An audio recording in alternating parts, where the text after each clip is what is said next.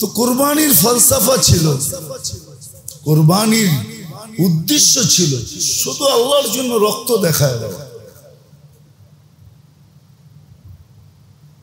আমরা তো তাকওয়া দেখি, তাকওয়া এটার নাম যে আল্লাহ তুমি রক্ত চাইছো বাহায়া দিলা।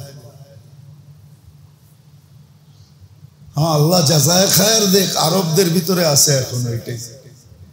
যত খারাপই ওদেরকে বলেন, কিছু মৌলিক জিনিস আছে ওদের যেটা হারায় যায় না, হারাবেও না। নাইলে প্রতি বছর আপনি পাবেন সব হাজি গো দুম্বা আপনাকে এখানে পাঠায় দেয়, ঠিক না? এটাই তো পাবেন। প্রতি বছর সৌদি আরবতে দুম্বা আসে না? কি পাবেন? হাজি গো দুম্বা পাঠায় দেয়। এটাই তো পাবেন, ঠিক না? হ্যাঁ, কি হাজি গো দুম্বা পাঠায় দেয়। সারা দুনিয়া মুসলিম দেশ কয়টা এটা জানেন? হাজি কয়জন, দুম্বা দিছে কয়টা? উটও তো দেয়, উটের গোস্ত কই যায়? গরুও তো দেয় না, দেয় না। যারা হজে গেছে এরা কি কেউ উট দেয় না? জিজ্ঞাসা করেন তো। উটও তো দেয় 7 জনে মিলা, ঠিক না? আরবদের ভিতরে এখনো আছে, ওরা কোরবানির দিন কোরবানি দেয়। বাকি কোরবানি বিভিন্ন জায়গায় পাঠায় দেয়, সরকারের কাছে দিয়া দেয়। আমার জন্য 100 বুক, আমার জন্য 200 বুক, আমার জন্য 300 বুক।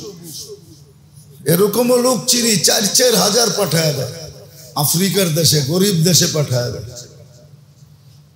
যাও কোরবানি করো না, আমি আল্লাহকে রক্ত দেখাইতে চাই। এহরাক উদ্দাম, গোস্ত চাই না, গোস্ত তোমরা খায়া ফেলবে। আমার নামে 1 খাত 4000 করে দাও। যান খবর নেন, দেখেন। এটি তো দেখবেন না, সারাদিন নেটের ভিতরে গুগলে দেখবেন যেটা আমার জাহান্নাম কাছে করবে ওটা দেখবেন। এগুলা দেখেন সার্চ দিয়া, তাহলে দেখবেন যে কোথায় কোথায় পাঠাইতেছে।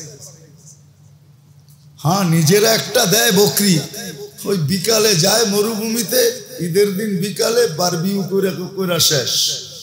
ফ্যামিলি নিয়ে গেছে, মরুভূমির ভিতরে বসছে, আর ওইখানে চুলা চাক্কিতে পাকায় শাকায় খায়া সায়া শেষ।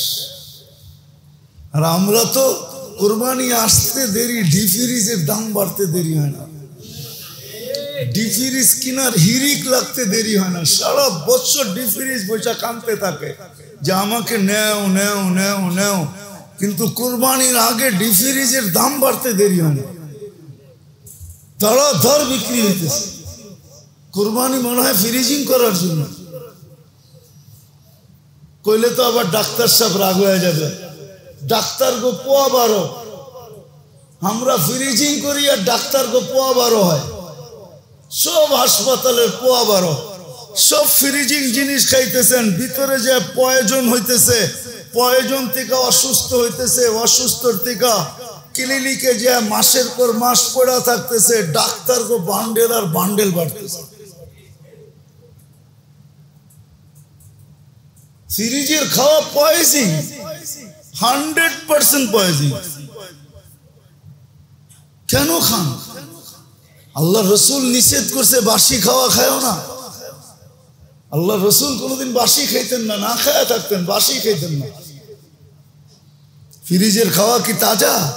কি বলে ফ্রিজ তো আপনার ঘরে 2টা আছে, আসলেই আমার ঘরে 2টা আছে, আপনি খান কেন? আসলে পরিবেশ যখন নষ্ট হয়ে যায় তো সবাইকে শিকার হইতে হয়, ঠিক না? শীত আসলে প্রধানমন্ত্রীর গায়েও শাল আসে, ঠিক না? হ্যাঁ, পরিবেশ নষ্ট হয়ে গেছি আমরা। তো মেরে দোস্ত, আসলে কোরবানি ছিল এই জন্য যে তাকওয়া অর্জন করার জন্য, যেটা ইব্রাহিম আলাইহিস সালাম কইরা দেখায় গেছে যে তাকওয়া কিভাবে অর্জন করতে হয়, মুত্তাকি কিভাবে হওয়া যায়, আল্লাহর নৈকট্য কিভাবে লাভ করা যায়। নাহলে কোরবানি তো ইব্রাহিম আলাইহিস সালামের সুন্নত, ঠিক না? সুন্নতে ইব্রাহিমি, ইব্রাহিম আলাইহিস সালামের সুন্নত দেখা দিয়া গেছে। আমি তো বয়স্কদের কথা চিন্তা করি না, আমি তো চিন্তা করি ওই প্রবাদ বাক্য মনে ওঠে, জানি না আপনারা কি বলবেন আবার, যে এত প্রবাদ বাক্য করতে শিখলেন? গাই ভালো তার বাছুর ভালো, দুধ ভালো তার ঘি, ঠিক না?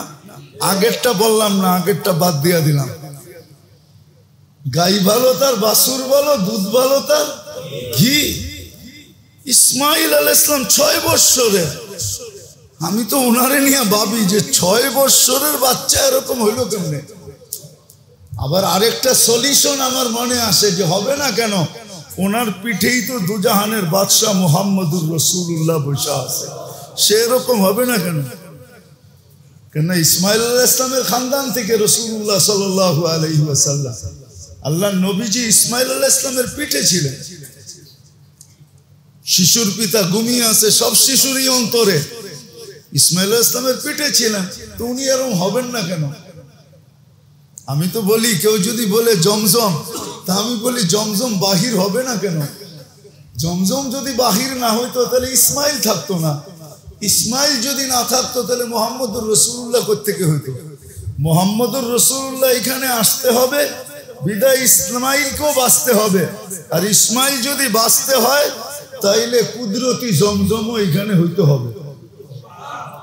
এটাই সত্য, এটাই সত্য, এটাই বাস্তব। 6 বৎসরের ছেলে কুরবানি দেখাইতেছে, কাকে বলতেছে? বাপ বিচলিত, মা বিচলিত, কিন্তু উনি হাসতেছে, বলতেছে আসো কেন, একটু পরে তো যাব। বলছে আমার ঈদ, এই জন্য হাসি। বলছে কি ঈদ?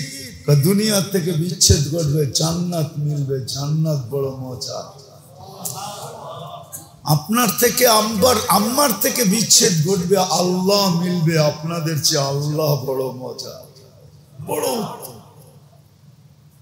ওই কুরবানি গোশত খাওয়া না। আমাদের দেশের সিস্টেমটা আল্লাহ জানে কিভাবে চেঞ্জ হবে, পয়সাওয়ালারা কিভাবে বুঝবে।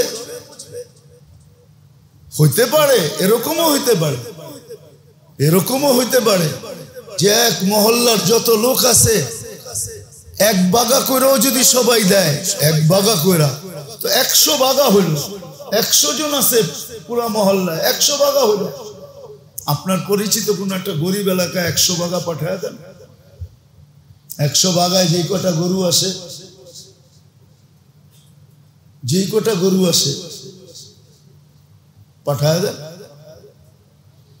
ওই এলাকা বলে দেন। কাউকে দায়িত্ব দেন, আলেম ওলামাদেরকে, মাদ্রাসা আছে, দায়িত্ব দেন। আপনি বলবেন হুজুররাও তো হুজুর নাই, ঠিক না? কেন প্রশ্ন তো এটাই করবেন, হুজুররাও হুজুর নাই, ঠিক না? এটাই তো বলবেন। কেন আমাদের কাছে তো জবাবের অভাব নাই, নাইলে প্রবাদ বাক্য কেন আসতো? হুজ্জতে বাঙ্গাল একমতে চীন, মনে হয় বুঝাইতে পারি না। হুজ্জতে, হ্যাঁ, বাঙালিরা হুজ্জতবাজি করতে পারে, আর চীনালারা কথা বেশি কয় না, ওরা খালি বানাইয়া বানাইয়া দুনিয়ায় ছড়াইয়া দিতেছে। এখন যেটা দেখবেন ওইটাই চীন, ঠিক না? কয়েকদিন পরে আল্লাহ জানে আমাকে বাড়ির মানুষজন ওরা বানায় পাঠায় দেয় কিনা। আবার বেশি দিন টিকবে না, কিন্তু 1 বৎসরের বেশি না, চায় না, বেশি দিন যায় না, বেশি দিন। হ্যাঁ, ওদের ওইখানে মাল কিনতে গেলে মালের দাম জিজ্ঞাসা করলে ওরা বলে কি জানেন? তুই দাম জিজ্ঞাসা করিস না, তুই কয় টাকা পকেটে নিয়ে আসছ এই কটা, এইটা আগে বল। তুই যেই কয় টাকার মাল চাবি ওই কয় টাকার মাল বানায় দিব, এটার দাম কত তোর জিজ্ঞাসা করে লাভ নেই। তোর পকেটে কয় টাকা আছে এটা বল। এটা চাইনি থিওরি, আর আমাদের হলো হুজ্জতবাজি থিওরি। বরিশালের লোক থাকলে তো রাগ হয়ে যাবে, আরো বড় হুজ্জতবাজি কয় মুই কি কম বুঝি, মুরে বুঝাইবেন? মুই কি কম বুঝি, মুরে বুঝাইতে হইবে। এরকম হলো আমাদের অবস্থা। তো এটাও তো বলতে পারেন যে হুজুরও তো হুজুর না, ঠিক না? আমি যে ওইখানে পাঠায় দিব, হুজুরও তো হুজুর না। এরাই যদি সব খায়া ফেলে, আরে আপনার তো সওয়াবের দরকার, খাবে না ইনশাআল্লাহ। আপনার নিয়ত যদি ঠিক থাকে তাহলে ওইটার ভিতরে ফেরেশতার পাহারা থাকে। আপনার নিয়ত খারাপ হইলে অন্য কিছু হইতে পারে, কিন্তু নিয়ত যখন ঠিক হবে তো চাবিকাঠি উপর থেকে ঘুরতে থাকবে, ঠিক মতোই হবে ইনশাআল্লাহ, কোনো নয় ছয় হবে না। আছে এখনো নাইলে দুনিয়া টিকা আছে কিভাবে?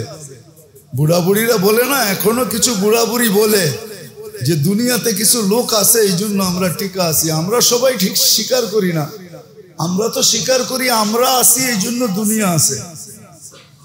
কিন্তু কিছু বুড়া বুড়ি এখনো আছে যারা ওই আদি যুগের ধ্যান ধারণায় নিয়ে যারা এখনো আছে, কিছু বুড়া আছে, কিছু বুড়ি আছে যারা বলে যে কিছু লোক এখনো দুনিয়া আছে যার কারণে দুনিয়াটা টিকা আছে, নাহলে দুনিয়াটা টিকা থাকতো না। আমাদের মতো শিক্ষা দিয়া দুনিয়া টিকা বহুত আগে শেষ হয়ে যেত। হবে সামনে আমরা দেখবো হবে। আমাদের বুদ্ধি আমাদেরকে ডুবাবে, যেরকম জলবায়ু ডুবায় ফেলছে। খালি না জলবায়ু নিয়ে চিৎকার, কয়েকদিন পরে আরো কিছু নিয়ে চিৎকার শুরু হবে। তখন বলবে আবার বাঁকা শহরের বিল্ডিং গুলা ভাঙো তাড়াতাড়ি, নাইলে ওয়েট রাখতে পারতেছে না ঢাকা শহর, কোনদিন দোষা যাবে। তাড়াতাড়ি বিল্ডিং ভাঙ্গা কিছু কি করো, ওয়েট কমাও। আসবে দিন, আসবে, বেশি দিন নাই। তখন বলবে ওয়েট বেশি হয়ে গেছে, আইসা গেছে কোন জায়গায় জানি, কয়েকদিন আগে দেখছি আইসা গেছে, বলছে ওয়েট বেশি হয়ে গেছে, ওয়েট কমাও তাড়াতাড়ি, এই বিল্ডিং এর কারণে দোষা যাবে, তাড়াতাড়ি বিল্ডিং ছোট করো। আমাদেরও হইতে পারে। খায়ের যেটা আমি বুঝাইতে চাইতেছি, আসলে মেরে দোস্ত কোরবানির থিওরি এটাই ছিল যে রক্ত প্রবাহিত করে তাকওয়া অর্জনের উদ্দেশ্যে, আল্লাহকে পাওয়ার উদ্দেশ্যে। আর আমার টাকা দিয়ে তো করবো না, আল্লাহ দিছে বিদায়ী তো করতে বলতেছে। আল্লাহ যাকাত কাকে দিতে বলতেছে? যাকে আল্লাহ এটা দিছে, ঠিক না? কে দিছে? ধনী কে বানাইছে? আল্লাহ যাকে দিছে তাকেই দিতে বলতেছে। আল্লাহটা নিয়ে যদি এত কিছু হয়, যে দিছে তা সেই দিতে বলতেছে, তারপরে যদি আমি গরিমসি করি তাহলে অবস্থা এটাই হবে। মালিক বলছে দাও, ম্যানেজার বলছে আমাকে কিছু দিলে দিব। কিন্তু এরকম কয়দিন হবে যেদিন মালিক জানবে আমি দিতে বলি আর ও বলে আমারে কিছু দিলে দিব, কয়েকদিন পরে দেখা যাবে আমও যাবে ছালাও যাবে। মনে হয় বুঝাইতে পারি না। আমও ছালা কি বুঝেন? কি কি আরে চাকরিটা যাইব একদিন, তো আমও গেছে, কি গেছে, ছালাও গেছে, চাকরিটাই যাইব। যেদিন মালিক জানবে চাকরি যাবে। বলবে আচ্ছা তুমি এই ধান্দা শুরু করছো, আমি বলি দিতে আর তুমি বলো তোমারে কিছু দিলে দিবা। এই ধান্দা অনেক দিন ধরে, তো তোমার মতো এত সুন্দর ম্যানেজার আমার এখানে দরকার নাই, তুমি চলো চলো বাড়িতে। তাহলে আমও গেল কি ছালাও গেল, এটাই সত্য। আমাদেরও এরকমই হবে, হতে শুরু করছে। এই জন্য মেরে দোস্ত এই সময়টা বড় দামি ছিল, কিন্তু ওই যে আবার পিছিয়ে যেতে হয়। আমি তো ভাবতেছি দামি হইলে কি হবে, আমি নিলে তো, আমি করলে তো। আমরা করতেছি না, করতেছি না। আমি আপনাদেরকে সুস্পষ্ট বলতেছি, আপনারা খবর নিয়ে দেখেন। গত বছর সিলেটে বন্যা ছিল কোরবানির আগে, ঠিক না? আমাদের একটা প্রজেক্ট ছিল যে কোরবানির সময় সিলেট আলেম ওলামা গরিব মাদ্রাসাগুলা, এদের তো কোরবানি দেওয়ার কোনো সুযোগ নাই। আলহামদুলিল্লাহ গত বছর দেখছি আমি 36টা গরু আসছে, 52টা খাসি আসছে। আমার একটা সিস্টেম ছিল, আলহামদুলিল্লাহ আমরা 2 কেজি করে পুরা প্রত্যন্ত অঞ্চলে জয়া জয়া জয়া জয়া জয়া জয়া 3 দিনে পুরা সব পৌঁছে দেওয়া হয়েছে। আসলে চেষ্টা করলে হয়, সিস্টেম এটাই, এটাই সিস্টেম। ও যেটা বলতেছিলাম যে আল্লাহ রসুলের ইহসান সবচেয়ে বেশি, ঠিক না? আল্লাহর পরে। কিন্তু আজ পর্যন্ত আমরা যারা কুরবানি দিছি, কয়জন আল্লাহ রসুলের নামে কুরবানি দিছি?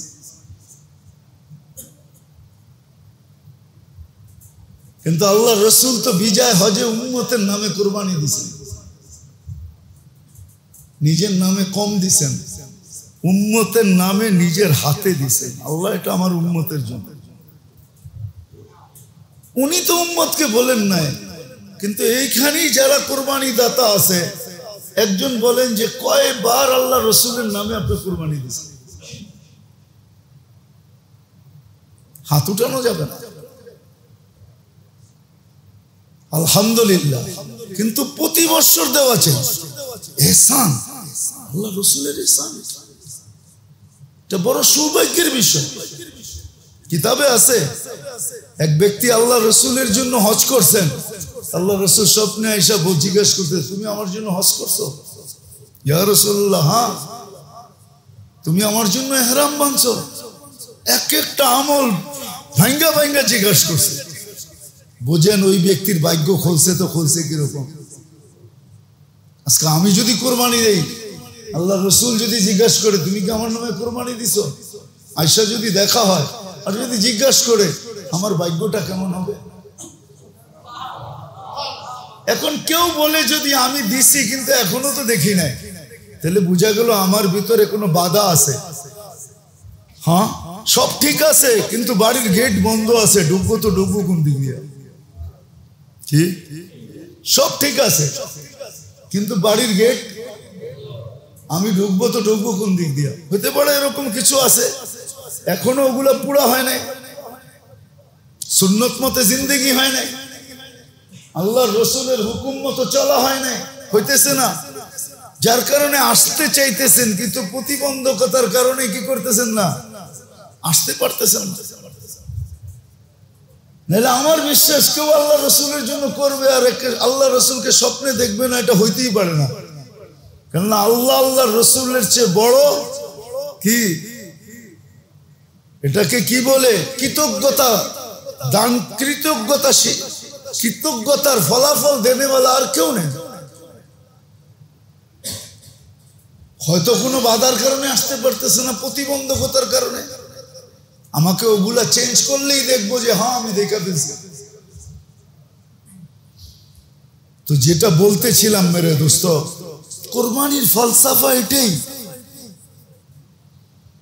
যে আল্লাহর জন্য ইখলাস অর্জন করার জন্য, ইখলাসকে সামনে নিয়ে আল্লাহকে রাজি খুশি করার জন্য রক্ত প্রবাহিত করে দাও, গোস্ত মকসদ না। যদিও শরীয়ত ফতোয়া দেয় আপনি পুরাটা খাইতে পারেন, যদিও শরীয়ত ফতোয়া দেয় ফ্রিজিং করতে পারেন, ফতোয়া ভিন্ন জিনিস, ফতোয়া ভিন্ন জিনিস। আর আরেকটা ভিন্ন জিনিস, যেটা উর্দুতে বুঝলে হয়তো বুঝতে পারেন, মোহাব্বত শিখা দেতি হ্যায় আদাবে মোহাব্বত কো। বই পড়া আজ পর্যন্ত কেউ পীড়িত করতে পারে না, পীড়িতেই পীড়িতের তরতিব শিখায়া দেয়। কখন ছাদে উঠবো, কখন গলির কোনায় দাঁড়াইবো, কখন স্কুলের সামনে যাইব, কখন কোন মার্কেটে যাইব, এগুলো সব পীড়িত আস্তে আস্তে শিখাইতে থাকে। এমন পর্যন্ত শিখায় যে কোন দিন রাত্রে গাট্টি গুট্টি সব লইয়া দুজনে ভাইগা যাব। এটা বই পুরা করা যায় না। এই জন্যই তো উর্দুওয়ালা খুব ভালো বলছে, মোহাব্বত শিখা দেতি হ্যায় আদাবে মোহাব্বত। খাইতে পারেন, কিন্তু মোহাব্বত ভিন্ন জিনিস, মোহাব্বত ভিন্ন জিনিস। যা আমার যা লওয়া হয়ে গেছে, রক্ত দেখানো দরকার ছিল দেখায়া দিছি, তাকওয়া নেওয়া দরকার ছিল নিয়ে নিছি। গোশত এটা তো তাজাই ডেলি খাবো, দরকার নাই, 2-4 টুকরা রাখলো আর বাকিটা সব দিয়ে দিল। নিজের যাই ঝামেলা হবে এই জন্য দূর দূর পাঠায়া দিল, দূর দূর পাঠায়া দিল, দূর দূর পাঠায়া দিল, গ্রামগঞ্জে পাঠায়া দিল, বলা দিল ভাই আগে ছিল, সমাজ ছিল আগে, এখন নাই, গ্রামও নাই। আগে আমরা ছোটবেলা দেখছি আমাদের গ্রামে যত গরু কোরবানি হইতো সব এক জায়গায় হইতো, সবার থেকে শরীক যেই কজনই থাকো গোস্ত আগে 7 ভাগ হইতো, 1 ভাগ রেখা দেওয়া হইতো, 6 ভাগ শরিকদের ভিতরে ভাগ হইতো। যতগুলার থেকে 1 ভাগ রাখা হয়েছে এগুলো আবার গ্রামের পঞ্চায়েতের লোকেরা বৈশা গ্রামের ঘর হিসাবে কেজি করে ভাগ করা হইতো। এখন আর নাই, আছে এখন খুব কম। আপনার ওইখানে থাকবে কিন্তু সব জায়গায় নেই, খুব কম হয়ে গেছে। আগে ছিল, আগে এটাই নিয়ম ছিল। এটা হওয়ার পরে তারপরে কুরবানি যারা দিছে এদেরটা ভাগ হতো। আগে ছিল আমাদের ছোটবেলা বলতেছি, গ্রামগঞ্জে এখনো তো আমরা যাই, হয়তো 2-4 জায়গায় আছে, 10 জায়গায় আছে, কিন্তু ব্যাপকতা নাই। আগে এরকমই ব্যাপক ছিল। গোস্ত ওই পর্যন্ত ঘরে উঠতো না যত মতো গরিবেরটা পৃথক না করা হইতো, ওটা ভাগ না হইতো। ধনীরা বলতো আমার ঘরে চুলা জ্বলবে, এর ঘরে জ্বলবে না। যদি এরকমই আগেরটার মতো থাকতো তাইলে মিডিয়ায় এত লেখালেখি আসতো না, ফেসবুকে এত ছবি ছাড়াছাড়ি আসতো না যে গোস্তের জন্য দাঁড়ায় রয়েছে, মা বৈশা রয়েছে, মহল্লার কেউ গোস্ত দেয় না, ছেলেদেরকে নিয়ে বৈশা কাঁদতেছে, এই ছবি কোনোদিন আসতো না। তো যেটা বুঝাইতেছিলাম, আল্লাহ করুক বুঝে আসো। 13টা দিন বড় দামি। আসতেছে আরাফা। এখন এখানে প্রশ্ন হইতে পারে যে আরাফার দিন যদি দেখেন তো আমাদের এখানে 8 জিলহজে রাখতে হবে। বৃহস্পতিবার দিন আমাদের ঈদ, বুধবার দিন আমাদের এখানে 9 তারিখ হয়, মঙ্গলবারে আরাফা হবে। এর চেয়ে সুন্দর পদ্ধতি হলো যে আপনি 2টা রোজা রাখেন কমসে কম, 8 তারিখ 9 তারিখ। যদি জায়গা হিসাবে হয় তো 8 তারিখ আরাফার দিন সৌদি আরবে, আমাদের এখানে 8 তারিখ জিলহজে। মঙ্গল বুধ, মঙ্গলবার দিন আরাফার দিন হবে। তর্কে বিতর্কে না যায় মঙ্গলবারে আপনি রোজা রাখলেন, ওইটাও হয়ে গেল আরাফার দিন হিসাবে। আর যদি তারিখ হিসাবে দেখেন তো বুধবারে আর রাখেন 2টা, আরেকটা আমাদের এখানে 9 তারিখ হিসাবে আরাফা হয়ে যাবে। কমসে কম 2টা রাখেন না।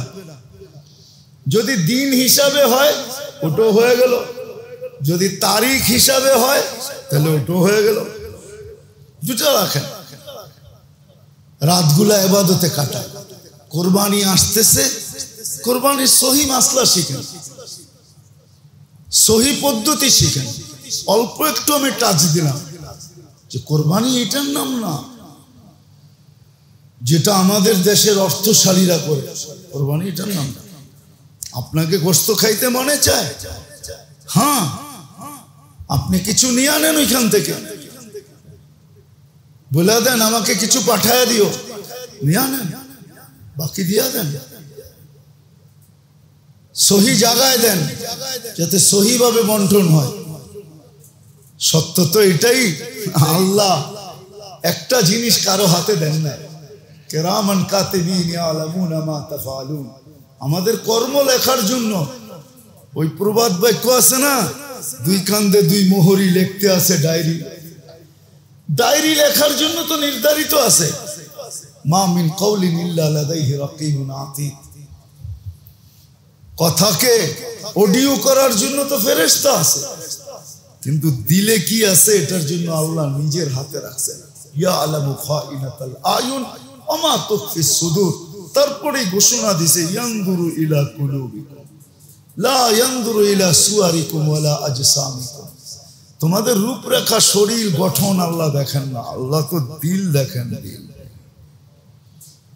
দিলের ভিতরে যদি আপনার থাকে আমি তো তাকওয়ার জন্য করতেছি, আল্লাহ সম্পদ দিছে, আমার রক্ত আল্লাহর সামনে প্রবাহিত করা দরকার ছিল, আল্লাহ তার বিনিময়ে পশুর রক্ত নিতেছেন, তা আমি আল্লাহর সামনে খুন বাহাইতেছি, আর আমার তাকওয়া অর্জন করার দরকার, এটাই আমার উদ্দেশ্য, বস্তু আমার উদ্দেশ্য না। তাইলেই দেখবেন কোরবানি দ্বারা, 3 জনের কোরবানি দ্বারা যেটা প্রতিফলিত হয়েছে, আমার কোরবানি দ্বারাও এরকম প্রতিফলিত হবে, আমার পিছে হবে। 3 জনের কোরবানি দ্বারা যেই কোরবানি আমরা পাইছি, আমার কোরবানি দ্বারাও এরকম আমার জেনারেশন পাবে, পিছনে প্রতিফলিত হবে। আগেও হবে, আমি যাইও পাবো, আমার পিছের জেনারেশন এরকম কোরবানির উপরে উঠবে। এদের অবস্থা এরকমই হবে। আর যদি তা না হয় তাহলে আমিও যেইভাবে গেছি আমার পিছনেও এইভাবেই চলবে। কিয়ামতের দিন দেখা যাবে। আবার একটা কথা এটা যে কোরবানি দিতে বলছে এই জন্য কোন রকম একটা দিলেই হইল, কোন রকম একটা দিলেই হইল না, এটাও ভালোবাসার পরিচয় না। কি ভালোবাসার সমর্থ থাকলে তো দুনিয়ার বড় বড় ব্র্যান্ডের দোকানে যান, ঠিক না? না যান না? আর যায় কি বলে তোমার পছন্দের ব্যাপার, টাকার ব্যাপার না। কার্ড কিন্তু 10 ব্যাংকের নিয়ে আসছে। কার্ড আছে না? কার্ড চিনেন? কি কার্ড? সবার কাছে কয়েক ব্যাংকের কার্ড আছে, ঠিক না? যত ব্যাংকে অ্যাকাউন্ট সব ব্যাংকের কার্ড আছে। তোমার পছন্দ বইলা ব্যাপার, টাকার ব্যাপার না। জ্যাবেটটা সেট হইলে কার্ড পাঞ্চ করে দিবে। দুনিয়ার জন্য যদি এটা বলতে পারেন তাহলে আল্লাহর জন্য এটা বলেন না কেন? এই জন্যই তো আল্লাহ রসুল বলছে জানোয়ার ওরকম হওয়া চাই, মোটা তাজা ওরকম হওয়া চাই। কেন? কিয়ামতের দিন 70 গুণ ওজন বাড়ায়া আপনাকে ফেরত দিবে। পাল্লায় 70 গুণ ওজন বাড়াবে। কতটুকু? এইবার চিন্তা করেন, হাড্ডিওয়ালা কিনবেন না গোস্তওয়ালা কিনবেন? হাড্ডিওয়ালা বোঝেন? হাড্ডিওয়ালা কিনবেন না গোস্তওয়ালা কিনবেন? হাড্ডিওয়ালাও কিনতে পারেন, কয় না কোরবানি ওয়াজিব। মিয়া কোন রকম একটা দিলেই হয়েছে, কোন রকম একটা দিলেই হয়েছে। বোঝা গেল এখানে মোহাব্বত নেই। মোহাব্বত যদি থাকে তো এটাই বলে তোমার পছন্দের ব্যাপার, টাকার ব্যাপার না। ক্যাশ শেষ হয়ে গেলে কার্ড আছে, নাহলে দরকার হলে ফোন করে বাসার থেকে টাকা আনায় নিবে, পছন্দ করো। আল্লাহ বলে, রসুলও বলে কোরবানি পছন্দের হওয়া চাই। কোরবানি পছন্দের হওয়া চাই, কোন সলচাতুরির আশ্রয় না নেওয়া চাই। কোরবানির রশি পর্যন্ত ব্যবহার করা যাবে না। হ্যাঁ, ফালায়া দেওয়া যাবে বা সৎকা দিয়া দেওয়া যাবে, নিজের ব্যবহারে লাগানো যাবে না। চামড়া ব্যবহার করতে পারেন আপনি প্রসেসিং করে, কোনো নিষেধ নেই চামড়া, কিন্তু বিক্রি করে টাকা নিজে খেতে পারবেন না, এটা দান করে দিতে হবে। আবার এটাও সত্য, কসাইকে মজুরির বিপরীতে দিতে পারবেন না, যে তুমি বানায় দাও চামড়াটা লয়ে যাও, এটাও চলবে না। বা তোমাকে 5 কেজি গোস্ত দিয়া দেবো, এটাও চলবে না। বিনিময়ে কিচ্ছু দেওয়া চলবে না, রশি পর্যন্ত দেওয়া চলবে না। ভালো করে জেনে নেন। কিন্তু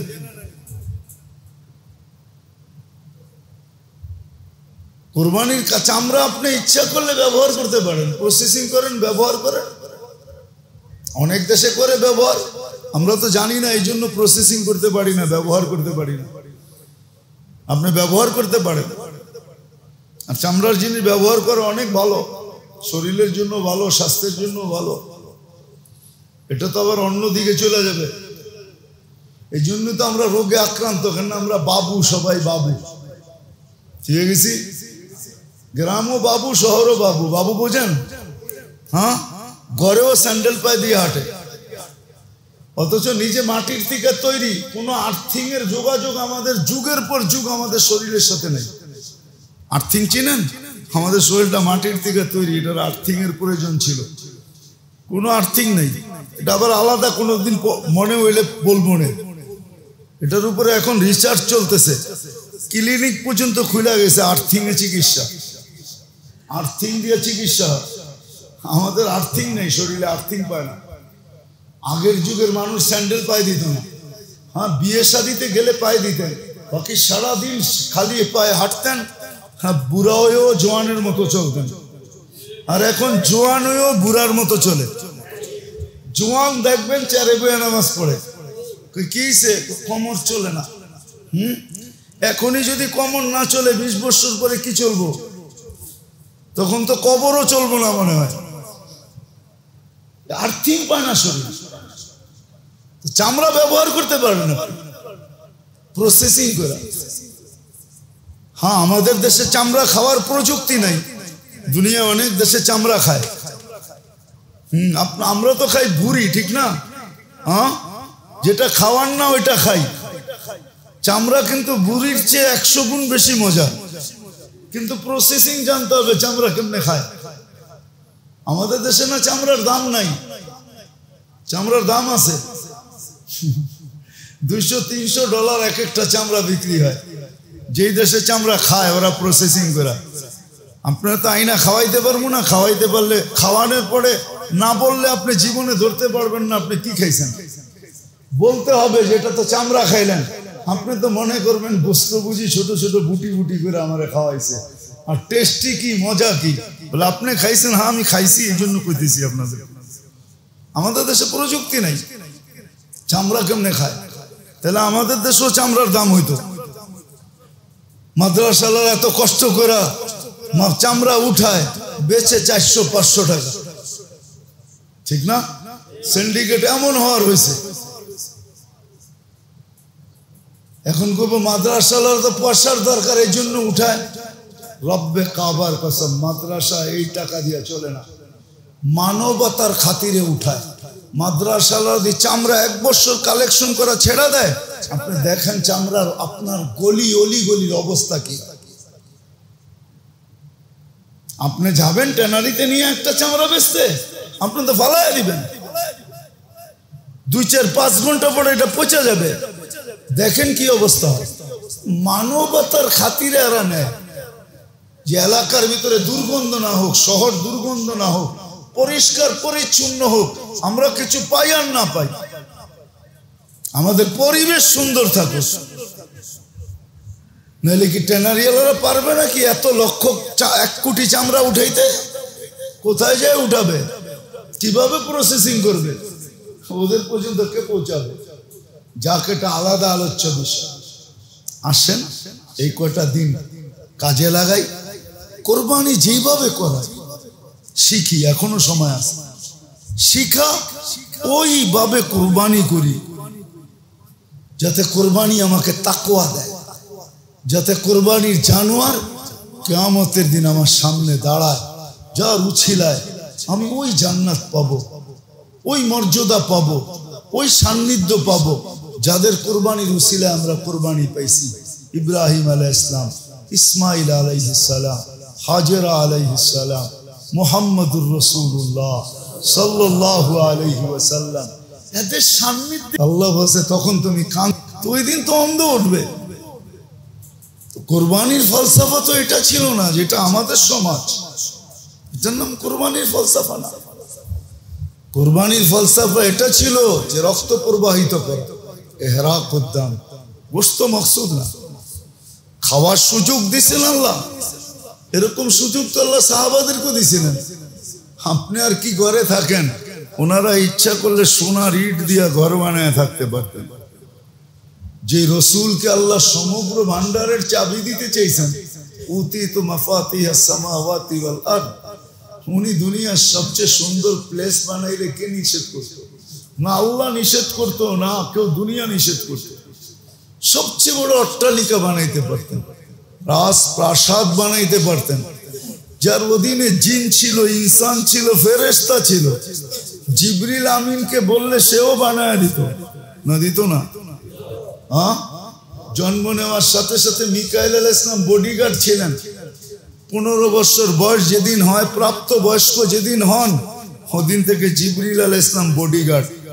এরকম 2 জন বডিগার্ড, যার 2 জনকে হুকুম দিলেই তো হয়তো বানাও আমার জন্য, কিয়ামত সকাল পর্যন্ত যেন কেউ এরকম রাজপ্রাসাদ না বানাইতে পারে, বানাও সোনা দিয়া। আল্লাহ তো বলেই দিছিলেন যে এত বড়টা নিতে চান না তো মক্কার পাহাড় গুলা সোনার বানায় দিই, লাউ শিতা লাজালতু জিবালাকা তিহামাতা যাহাবা, সোনার বানায় দিবে। যেমন খুশি তেমন ব্যবহার করেন, নেন নাই, সাহাবাও নিতে পারতেন। যাদের কর্ম আমাদেরকে বুঝায়, কেরামত আমাদেরকে বুঝায়, তারা পারতেন কিন্তু করেন নাই। সাময়িক করা লাভটা কি? চিরদিনেরটার পেছনেই দৌড়াইতেছে। তো যেটা বুঝাইতেছিলাম কোরবানি, এটার ফলসাফা ভিন্ন ছিল।